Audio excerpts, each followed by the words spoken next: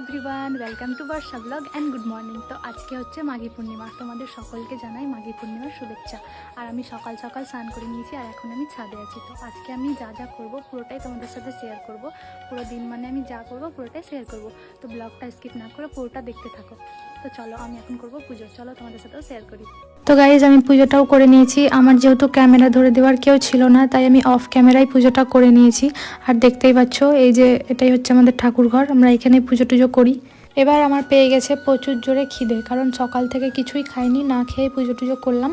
তো দেখো মা এখানে সবজি বানিয়ে রেখেছে, বাট আমি ভাবলাম আজকে আমি মুড়ি খাবো না, ডেলি তো মুড়ি খাই, কেননা আজকে একটু লুচি খাওয়া যাক। আমার মনটা কেমন লুচি লুচি করছিল। মাকে আমি আগেই বলেছিলাম আটা সেনে রাখতে, তাই আটা সেনে রেখেছে। দেখো এবার আমি লুচিগুলো করে নেব। দেখতেই পাচ্ছ আমি প্রত্যেকটা লুচি একটা একটা করে বেলে নিয়েছি। এবার চলো এগুলো আমি ভেজে নিই তাড়াতাড়ি করে, কারণ প্রচুর জোরে খিদে পেয়েছে। তো আমি লুচিগুলো ভাজতে স্টার্ট করে দিয়েছি। আর কত সুন্দর হয়ে লুচিটা আমার ফুলেছে দেখো গাইস, দারুণ কিন্তু না।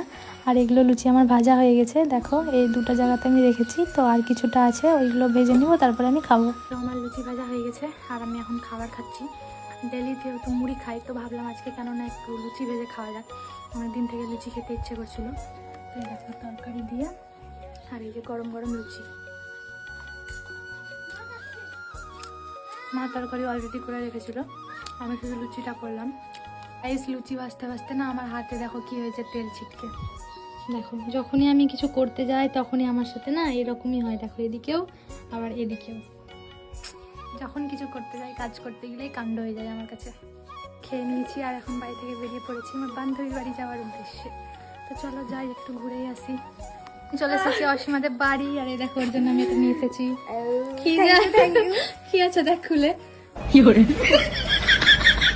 সেটা ওরই ড্রেস, আমাদের ঘরে ছিল, আমি ওকে এখন দিতে এসেছি।